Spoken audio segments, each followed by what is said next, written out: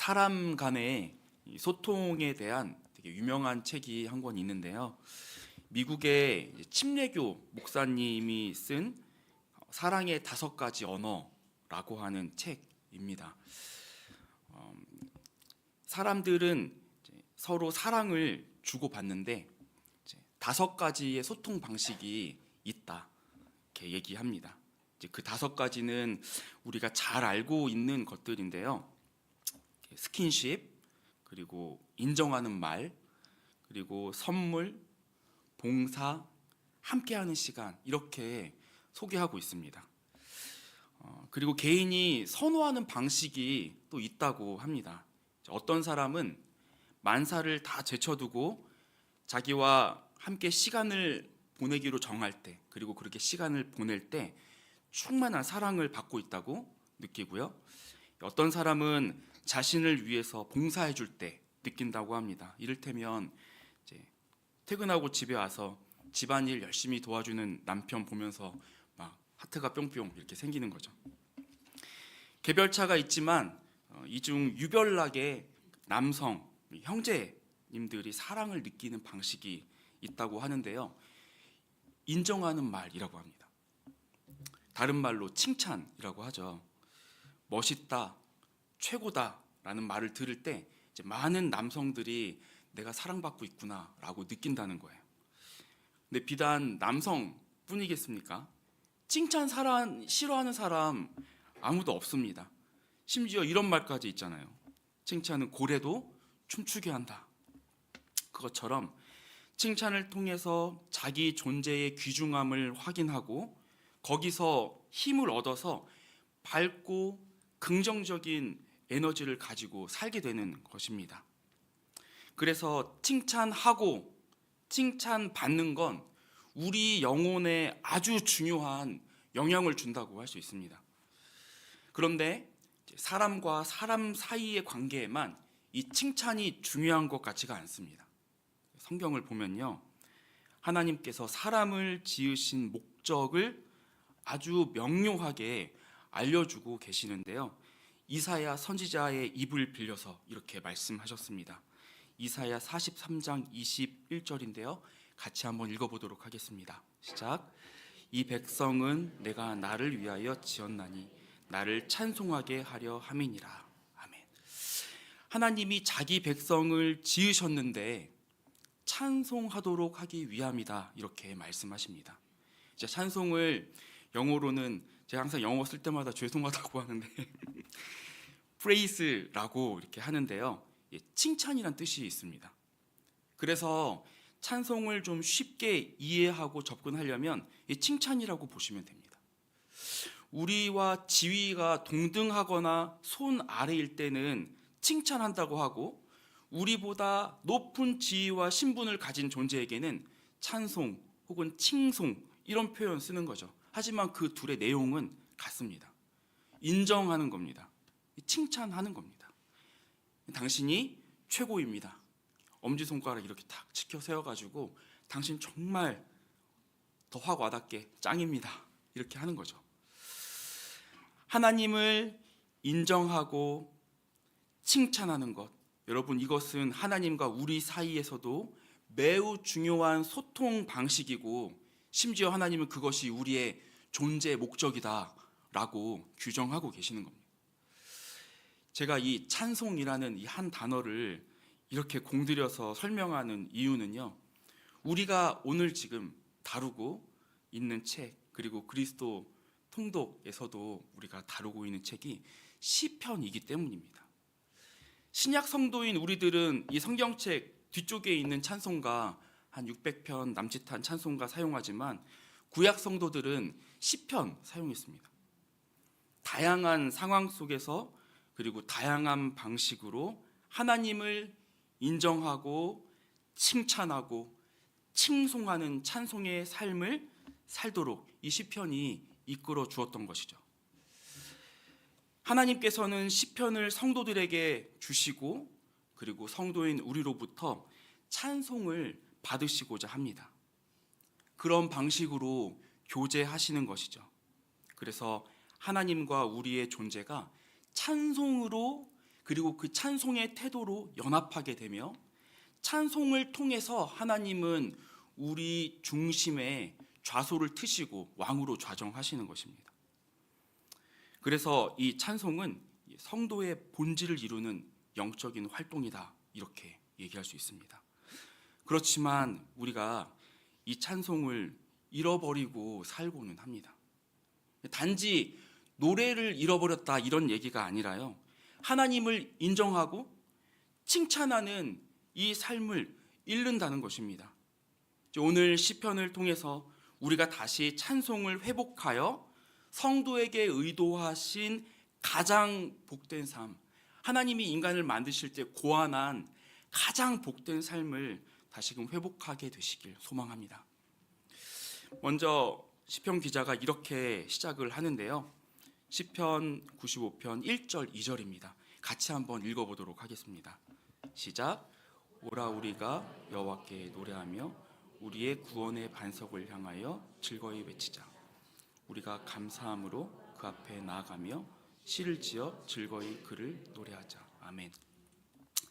여호와 하나님께 노래하고 즐겁게 외치자, 이렇게 얘기합니다.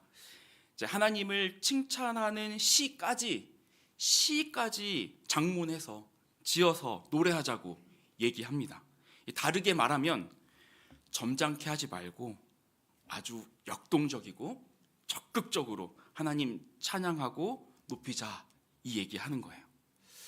우리가 찬양이라고 하면 아주 고상하고 정적인 이미지, 그 커다란 돔에서 울려 퍼지는 성가, 그래서 막 화음이 여기저기 뒤섞이면서 막 우리를 막 감싸는 막 그런 거 생각하기 쉬운데요, 성경이 하나님을 찬양하도록 가르치는 언어들은 매우 에너지틱합니다.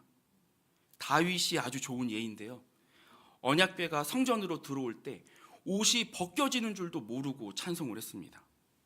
그저 수동적으로 따라하는 것에 그치는 게 아니라 적극적인 영혼의 자세로 하나님을 칭송하고 칭찬하고 높이기 위해서 애쓰는 자세가 성경이 말하는, 우리에게 알려주는 찬송이라고 얘기할 수 있겠습니다.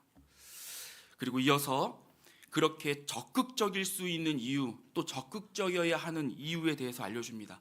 왜 찬양을 받기에 하나님이 그토록 합당하신지 기자는 설명합니다. 3절에서 5절인데요, 같이 읽어보도록 하겠습니다. 여호와는 크신 하나님이시요 모든 신들보다 크신 왕이시기 때문이로다. 땅의 깊은 곳이 그의 손 안에 있으며 산들의 높은 곳도 그의 것이로다.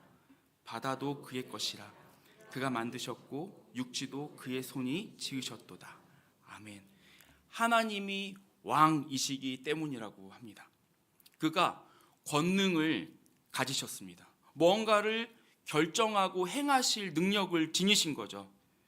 땅 깊은 곳에서부터 산 꼭대기에 이르기까지 하나님이 컨트롤하는 이 손 안에 모든 게 다 들어와 있다라고 하는 겁니다. 그의 권능은 어느 정도인지 바다도 모든 육지도 하나님의 손으로 그의 컨트롤 안에서 심지어 만들어지기까지 했다라고 얘기하는 것입니다. 이 기자는 이어서 그의 손이 무엇을 하고 있는지 또 선포합니다. 7절인데요, 같이 읽어보겠습니다. 시작. 그는 우리의 하나님이시요 우리는 그가 기르시는 백성이며 그의 손이 돌보시는 양이기 때문이라. 너희가 오늘 그의 음성을 듣거든. 아멘. 그가 자신의 백성들의 하나님이시라고 합니다. 그래서 그의 손이 백성을 돌봅니다. 만들고 휘어잡고 통제하던 그 손이 백성을 돌보는 것이죠. 키웁니다. 잘 되라고, 좋아지라고, 더 나아지라고. 그 손이 우리의 영혼과 삶을 매만져 내신다는 겁니다. 자녀를 키우는 부모의 손이 참 많은 것을 합니다. 자녀를 먹일 양식을 얻기 위해서 열심히 손 써가며 일하고요. 열나면 밤새 물수건으로, 이 손으로 물수건 짜가지고 계속 열 내려주고요. 여기저기 닦아주고요. 사춘기 와서 대화도 안 되고 이 손 갖고 그 손 못 잡으면 그 손 모아서 기도합니다. 그런 부모보다 더 진한 사랑, 비교 안 되는 능력을 가진 하나님의 손이 하나님의 자녀를 키워낸다는 것입니다. 그래서 그의 손이 감당하고 있는 능력과 사랑을 기억하며 찬양해야 한다. 찬양하라, 이렇게 말씀하시는 것이죠. 이것이 그토록 하나님을 적극적으로 그리고 역동적으로 기쁨에 못 이겨서 칭찬하고 칭송하고 인정해야 할 이유라고 하는 겁니다. 그래서 적극적으로 찬양한다는 것은 하나님이 일하시고 있는 그 손을 열심히 찾는 것입니다. 눈 크게 뜨고, 영혼의 눈이겠죠. 만물과 성도에게 미치고 있는 그 사랑스러운 권능의 손길을 보는 것, 그것입니다. 하루가 다르게 짙어지는 이 녹음을 보면서 하나님이 생명을 키우시는 애정을 읽어내고, 거룩이라는 천국의 가치를 자녀에게 알리고자 이런저런 사건 계획하시고 자녀를 근실하게 징계하시며, 또 세상은 알 수 없는 위로와 소망으로 그 자녀의 삶을 다시 다독여 채우시는 것을 적극적으로 알아가고 하나님을 인정하는 것, 그 가운데 하나님이 최고이고 여전히 최고이고 최고 중에 최고이고 앞으로도 최고라고, 그럴 거라고 고백하는 것, 여러분, 이것이 성경이 알려주는 찬양입니다. 여러분, 신앙이 성숙한다는 것은 이 찬양이 점점 더 무르익어 가는 것입니다. 자연에 새겨진 질서와 조화로움에 이전보다 더 민감하게 감격하는 일이고요. 또 철부지 자녀가 자기와 비슷한 자녀, 저 얘기하는 겁니다. 나 기르다가 부모의 마음이 덜컥 이해되어서 깊이 고마워하게 되는 것, 여러분, 그렇게 철 들어가는 일이 신앙의 성장이라 하겠습니다. 하나님 아버지 앞에 철이 들어가는 것이죠. 그래서 시간이 지날수록 하나님의 권능도 그리고 거기에 담긴 사랑도, 그것을 이해하는 폭과 높이가 점점 그 캐퍼가 커져가는 것입니다. 여러분, 첫 번째로 기억하시기 바랍니다. 찬송은 하나님의 사랑스러운 권능의 손길을 인정하고 높이는 것입니다. 우리의 신앙생활의 회복이라는 것은 이 찬송이 회복되는 것을 말합니다. 찬양은 신앙생활 중 하나의 방법 혹은 옵션이 아닙니다. 하나님을 최고라고 고백하는 것은 성도의 본질을 이루는 자세이고 의무라고 하는 것입니다. 그리고 하나님이 의도한 자녀의 행복에 이르는 비결이 됩니다. 그래서 이 찬양이 우리 가운데 멈춰져 있다면 무엇보다 먼저 찬양을 회복하도록 해야 합니다. 우리가 간구하는 기도 제목과 긴급한 상황, 그것도 중요하지만 아픈 자녀에게 놀이동산이 뭐가 필요합니까? 영혼의 건강을 찾아내는 것이 하나님 앞에, 그리고 우리 영혼에도 무엇보다 긴급한 일인 것입니다. 그런데 이 찬양이 우리 영혼에 회복되기 위해서 다루어야 하는 요소가 있습니다. 시편을 이어서 보면요, 하나님을 찬양하는 것이 무엇인지 알려준 기자가 돌연 어조가 변합니다. 거의 경고조에 가까운 구절로 노래하도록 안내하는데요, 여기서 성도가 찬양을 회복하기 위해서 다루어야 하는 것을 말하고 있습니다. 8절인데요, 같이 한번 읽어보도록 하겠습니다. 너희는 무리바에서와 같이 또 광야의 마사에서 지냈던 날과 같이 너희 마음을 완악하게 하지 말지어다. 아멘. 무리바, 마사, 출애굽해서 광야에서 지냈던 그 옛 시간을 찬양으로 소환해 옵니다. 무리바, 마사 모두 같은 장소를 가리키고 있는데요, 출애굽해가지고 얼마 지나지 않은 때 물이 없어서 백성이 모세에게 대든 사건이에요. 성경은 모세와 다투었다 이렇게 얘기하는데요, 무리바라는 뜻 자체도 다툼이란 뜻이에요. 그 공동체에 많은 이슈가 됐기 때문에 이렇게 다툼이란 의미로 지역명까지 정한 것이겠죠. 그런데 한번 생각을 해보겠습니다. 광야에서 지내는데 물이 없어서 지도부를 원망하고 불평하는 거 좀 당연한 거 아닙니까? 딴 것도 아니고 물 없는데, 내 옷 여기 틀어졌다고 불평하는 것도 아니고 물이 없는데, 그거 며칠 안 먹으면 죽는데, 사람이 견디기 어려운 욕구인 갈증 때문에 불평하는 건데 이게 그렇게 잘못된 건지 생각이 듭니다. 뭐 좀 어필해야지 모세와 지도부도 더 경각심을 갖고 백성들 생존을 위해서 열심히 일할 텐데 말입니다.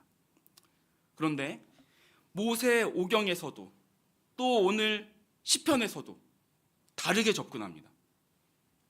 다시 말해서 하나님은 이 사건을 다르게 바라보고 접근합니다.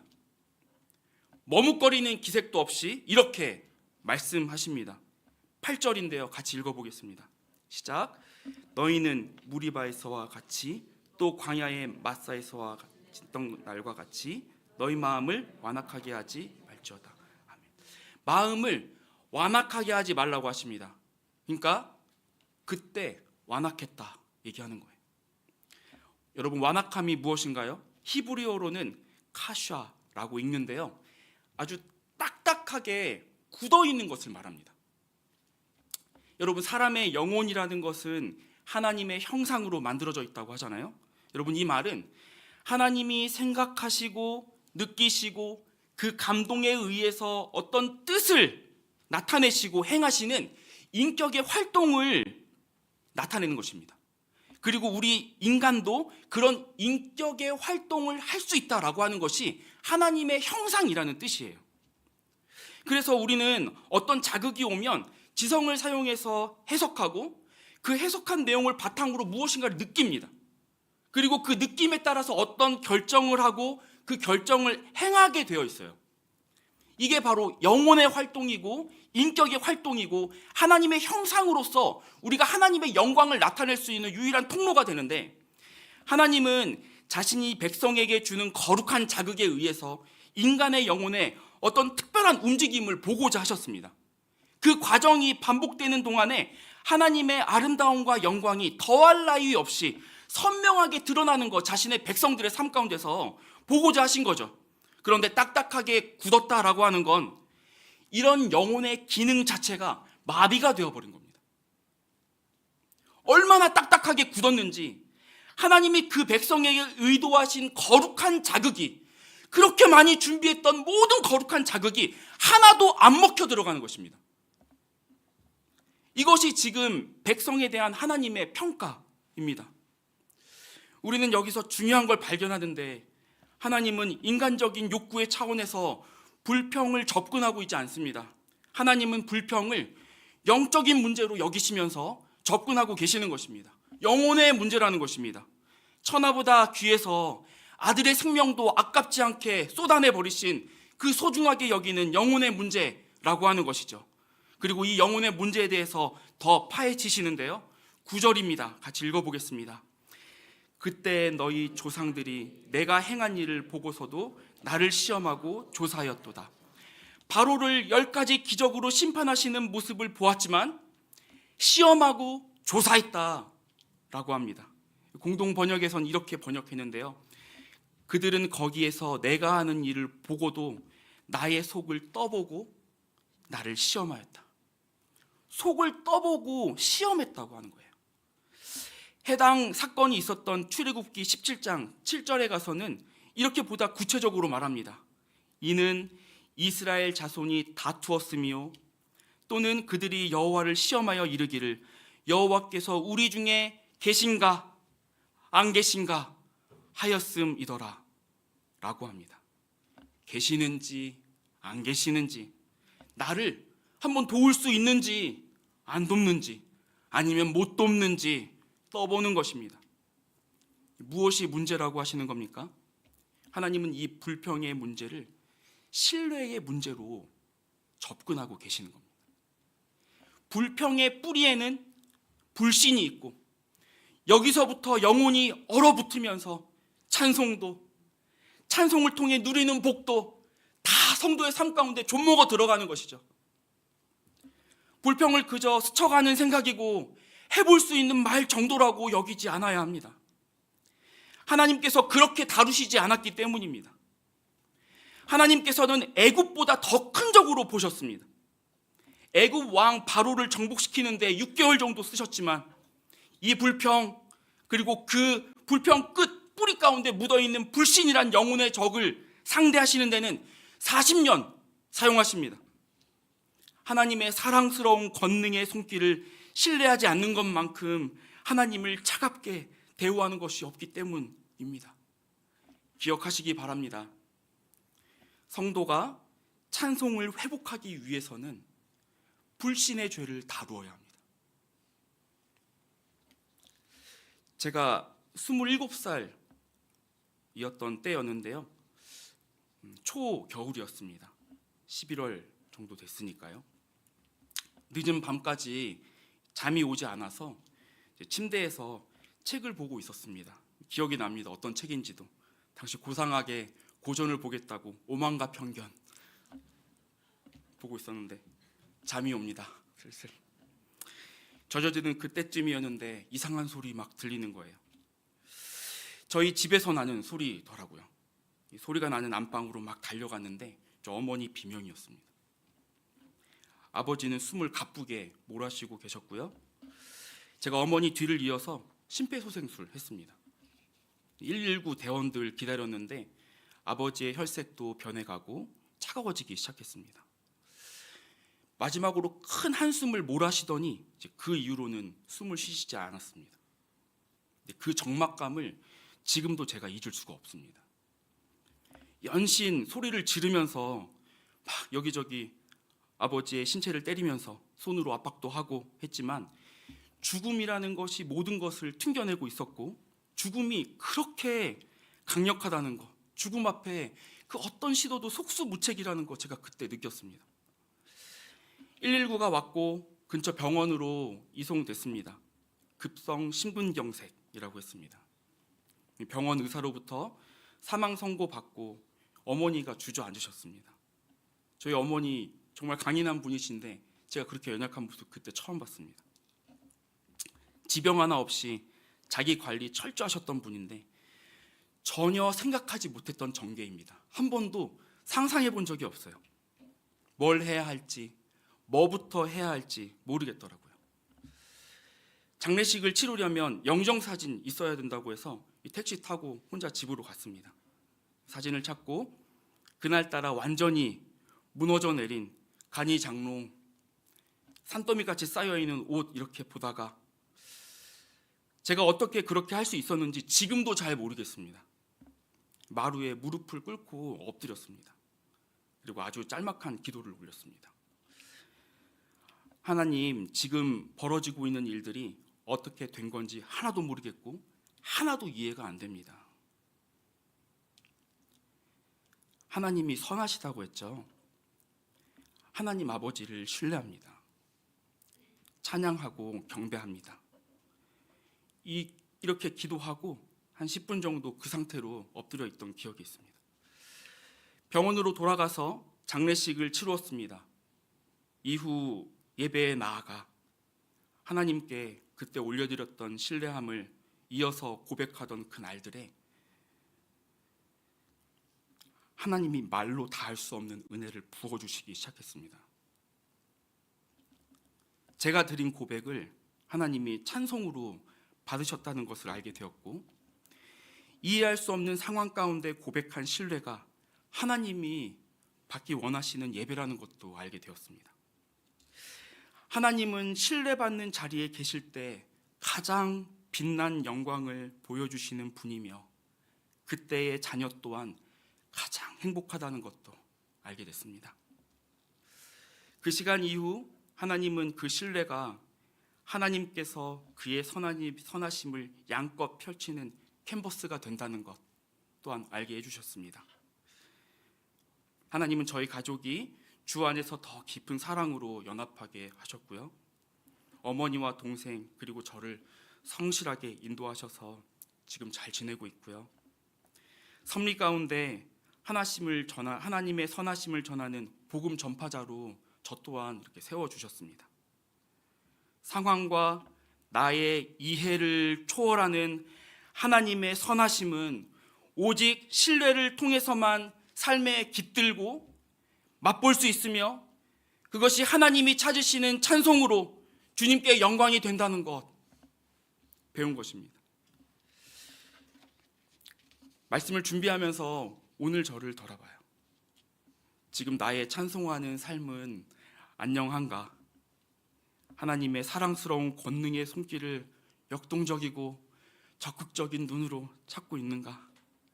불평에 장악되진 않았는가? 나는 하나님을 신뢰하는가? 주위를 보면 난립니다. 전쟁이에요. 마음을 들썩들썩 불평으로 끓고 식기를 반복합니다. 사건이 왜 이렇게 많은지 모르겠습니다. 갑자기 세탁기는 왜 안 되는지 모르겠고 주방물은 갑자기 안 나와요. 아이들 학교 왜 이렇게 멀고 예전엔 몰랐는데 아이를 기르는 게 가면 갈수록 고난도입니다.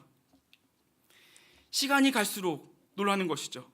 불평으로 반응할 만한 덫이 너무 많아요. 다시 신뢰를 배울 시간이 된 거죠. 찬양의 언어를 배울 때인 것입니다. 여전히 선하신 하나님을 고백하는 삶이 되어야 하는 것입니다. 하나님의 존귀한 성도 여러분, 우리의 영혼은 참 귀중한 것입니다. 하나님이 천하하고도 바꾸지 않는 것입니다. 하나님의 형상과 영광을 나타낼 수 있는 것은 상천하지의 영혼밖에 없습니다. 이 영혼에서 덜어내야 할 것들을 덜어내실 수 있길 바랍니다. 영혼의 얼룩진 불평을 그리스도의 보혈로 지울 수 있길 바랍니다. 그 불평의 뿌리 끝에 질기게 살아있는 불신을 성령께서 불태우시길 소망합니다. 이해되지 않아 살아있는 그 불신이 이해되지 못할 사랑으로 정복되길 소망합니다. 그렇게 영혼의 갈증이 채워지길, 이전보다 더욱 크고 밝고 견고한 찬송이 우리 영혼에 담겨지길 하나님 앞에 사모하시길 바랍니다.